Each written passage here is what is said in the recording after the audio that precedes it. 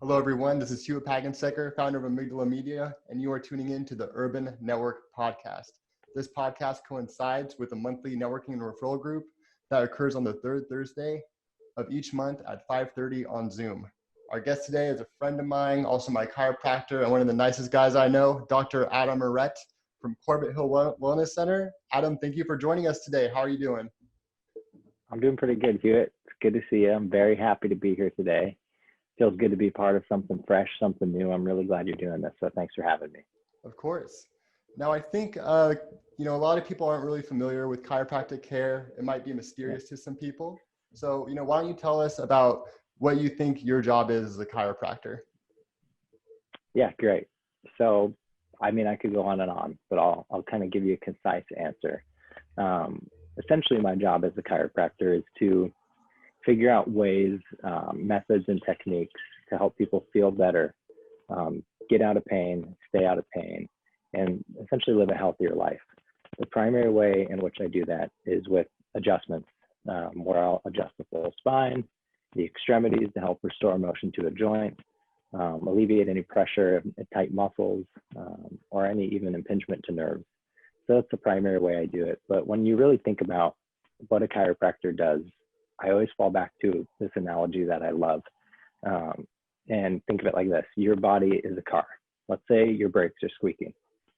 So you take your car to your local mechanic, and he goes, okay, give me a little bit of time. I'll try and figure out why the brakes are squeaking. And then a couple hours go by, you come back in and he goes, I wasn't able to figure out why the brakes were squeaking, but it's okay because what I did was I put a new stereo system in your car. And if you just crank that thing up when you're driving down the road, you won't hear the brakes squeaking. It's fixed. No big deal. You won't even notice it, right? That'd be totally unacceptable. Of course. And so I think, unfortunately, that's what happens a lot of times in Western medicine. We treat these symptoms and we try to chase symptoms to mask them so we can continue living our lives without actually addressing the problem. So I think that's where I come in. My job is to find what's causing the brakes to squeak or whatever's going on with your body, whether it's related to your musculoskeletal system, whether it's related to your diet, your sleep, indigestion, insomnia, whatever it is. We got to figure out what's causing your symptoms. Most of the time, it is musculoskeletal. So I'll adjust the spine and I'll teach people how to get out of pain. But that's not all I'm limited to. My responsibility is much greater than that. And I would say that's what my job is as a chiropractor. Thanks. Yeah, I really like that car analogy. That's on point. Cool? Yeah, pretty cool. Yeah, I never thought of it like that before. So what are the educational requirements to become a chiropractor? And maybe what have you done that goes above and beyond those requirements in terms of mentorships and training? Yeah. So in order to enroll or be accepted into a chiropractic program, which they're all over the country, I believe there's a little over a dozen of them. You're required to have a bachelor's degree in order to enroll. No specific bachelor degree is required. Obviously, something with human movement or kinesiology would probably be preferred, but you can have a bachelor's in whatever. And then the program itself is 4 years. I did it in 3 years because I didn't take a summer off, which at times I regretted, but also I'm really glad to be done early. And so by the time you graduate with a bachelor's degree in whatever you decided to study, and then a doctorate of chiropractic. The way I did it was I got my bachelor's in human biology, and then I concurrently enrolled halfway through my doctorate program, which was optional. I didn't have to do this, but I was interested in it. And this is kind of the above and beyond you were talking about. But I enrolled in a master's program at University of Western States here in Portland. And it's a master's of exercise and sports science. So in addition to doing my doctorate curriculum, I was also working on my master's in exercise and sports science. One of the reasons I did that is because I have a passion for working with athletes, working for people who are active, and coming up with ways to help enhance their workouts, encourage them to be active despite an injury, and teach them ways how they can work out specific for where they're at in their current state, whether it's a pregnant woman, a geriatric patient, a young Olympic athlete, who knows. So that's one of the reasons I did that. But if you want to be a chiropractor, you get your bachelor's degree, you enroll in the program, and then it's a 4-year program to get your doctorate of chiropractic, which is extremely intensive. Like can't express how tough it was. There were finals weeks where I was taking 17 finals in 1 week, where you'd go in 8 a.m., take a test, get done, cram for 5 minutes, go back, take another test. And you do like 4 tests in a day. You'd go home that night and then study until like 2 in the morning the next day, and then wake up and do it all over again. It was just chaos. And so it's definitely a lot. It's not for the lighthearted. You definitely got to make sure you want to do it. But I love it. I love every second of what I do. I don't feel like I work. It just feels like a joy to go in the office and help people and educate people as much as I can. Yeah, I've of course like received multiple adjustments from you, and you definitely seem extremely knowledgeable and like you enjoy your job. And you're really good at working with athletes and people who are active. I've come in with multiple, like discomforts after surfing or running, and you've been able to, provide treatments, adjustments, and even advice on exercises I could do that have benefited those like discomforts and made me able to get back out there. So I definitely appreciate, your talents and your service. You're pretty good at that. So thank you. Thanks. I appreciate that. To say the least. Yeah. So you have a practice out of Corbett Hill Wellness Center, which is which is right off of Corbett and like Kelly Avenue in Southwest Portland. And there's multiple professionals working there, like acupuncturists, massage therapists. I want to give a shout out to Michelle Shields, my massage therapist there. She's amazing. But there's a lot of people, there's multiple professionals working there. You're working closely with people, touching, their body in multiple cases. So what are you doing in Corbett Hill Wellness Center as a whole doing to, ensure that, during this pandemic that you're providing services in the safest conditions possible? Yeah, that's a great question. Like all business owners, all small businesses, we have to adapt to the time. So I'll walk you through what you can expect as a patient when you come in, because that kind of encompasses everything we're doing throughout the whole visit. The first thing that will happen is the patient will get a text reminder saying, hey, you have an appointment today with Dr. Morett or whatever provider you're seeing. If you have experienced any of the following symptoms, shortness of breath, cough, fever, or if you've been out of the country in the past 14 days, please reschedule your appointment until you feel better, essentially. Make sure that you're not coming in and exposing people. Then once you, say, no, I'm good, I'm healthy, I feel fine, they'll come in. We've spaced out our lobby. We used to have about 10 chairs in the front lobby. Now we just have 3, socially distanced away from one another. And we're managing the flow of patients as they come in. So we're directing them one way, making sure they go out another way. So you'll come in, check in, I'll come up to the front and grab you. Before I bring you back to the treatment room, I've completely sanitized everything in the room. Anything you'll touch, the doorknob, the chair, the treatment table, sanitize and wash my hands. We're wearing masks the whole time. And then I'll be sitting across the room from you 6 feet away while I catch up, see how things are going. Then when it comes to treating, that's the tough part because I can't adjust you without physically contacting you. So basically what we'll do is we'll keep our masks on. I'll do some deep tissue, adjust you. So there's a relative degree of exposure, but we keep it minimal. And then after the adjustment, I'll sanitize. I'll have the patient sanitize. We'll, talk about what I want them to do at home or when I want them to follow up. And then I'll walk them up to the front. They can wash their hands if they want, sanitize, and then that's about it. So before COVID, we weren't really doing any of that. I mean, we would sanitize the tables and everything, but obviously no masks. And so those are some of the steps that we're taking to make sure that everybody feels safe when they come in, because that's what it's all about.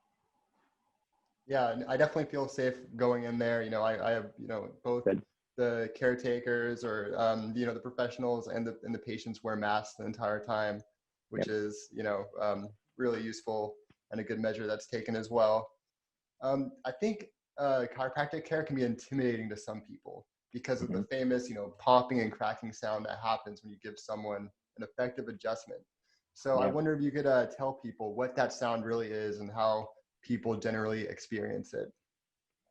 Yeah, that's a great question. One I get almost all of the time.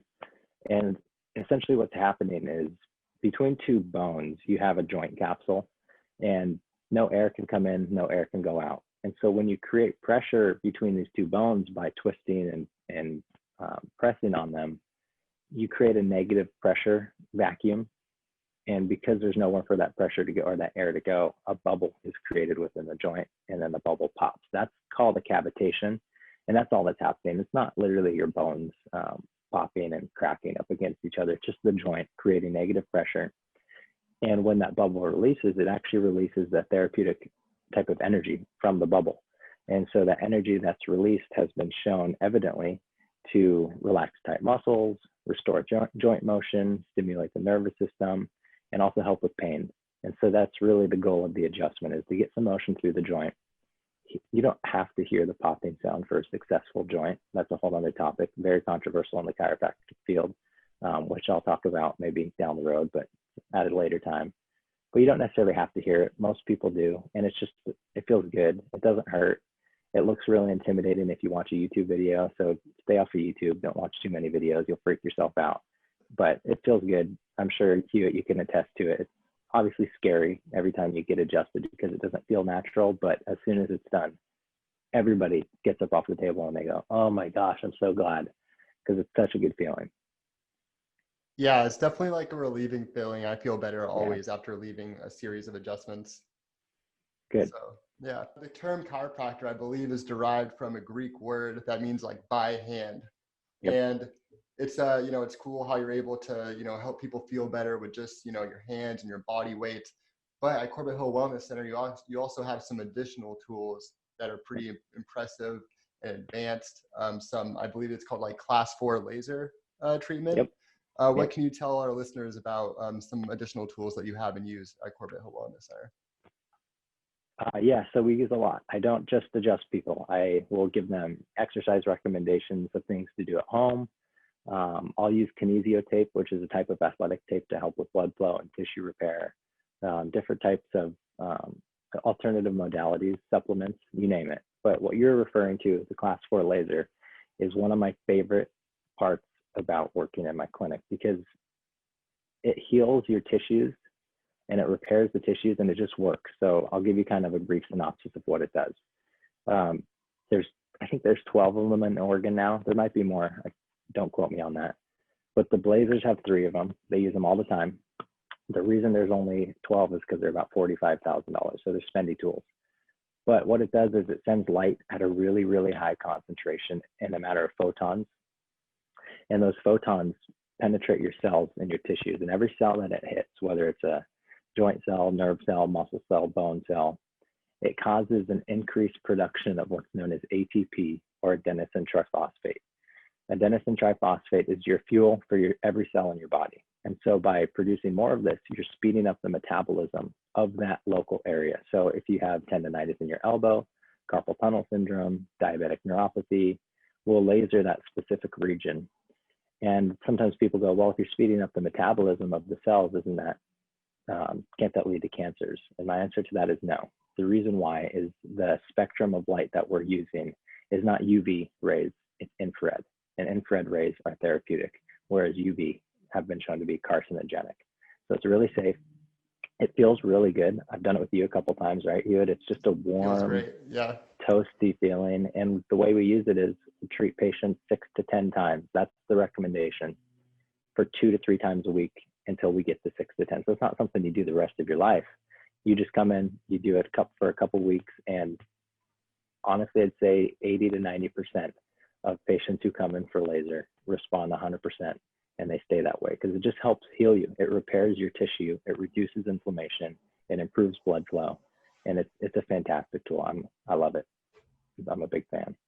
Yeah, no, I'll get some laser treatment done, and I feel like I'm in the future. I'm like, wow, this is some really advanced futuristic technology. It's awesome, and of course, I always feel amazing afterwards, and I'm excited to get a couple more treatments in the next coming months and weeks.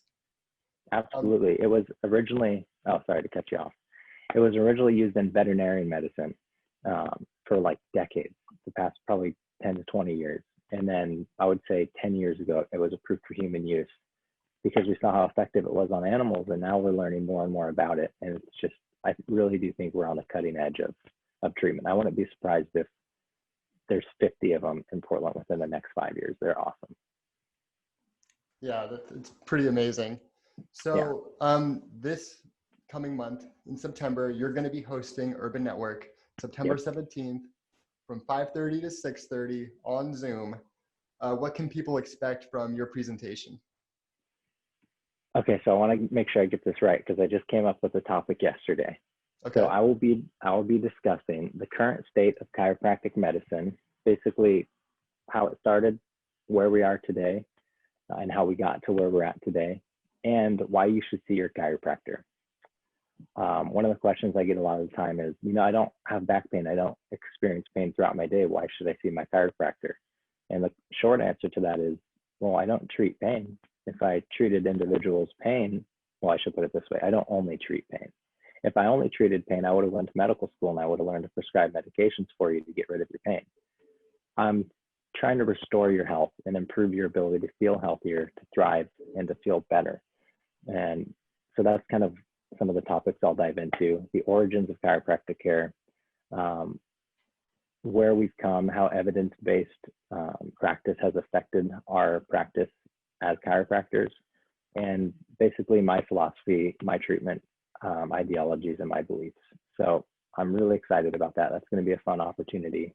Tell your friends, tell your fellow business owners to tune in because it's free, and we're going to have some fun. I'm really looking forward to it. Likewise. And if anyone listening is interested in joining a networking and referral group online and to see Dr. Adam Morett's presentation, go to UrbanNetwork.biz to register. It's free, it's fun, it's an hour long. You will not regret it. Well, thanks for coming on today, Adam. This was fun. This was fun, Hewitt. I really appreciate you having me. Of course. Yeah, we'll definitely have to have you back soon. Yeah. And I'll see you soon for a couple of adjustments and some more laser treatment. Absolutely. Let's stay in touch. I appreciate it. I'm looking forward to the rest of your podcast. Yeah. Hey, actually, where can people learn more about you and maybe book an appointment if they want to?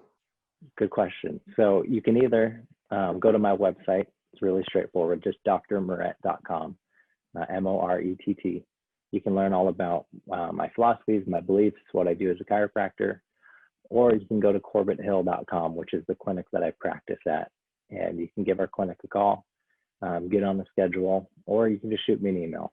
I'm really accessible. I'm happy to answer any questions for you, help you get on my schedule. I practice Monday through Saturdays. Saturdays are a great option for a lot of people.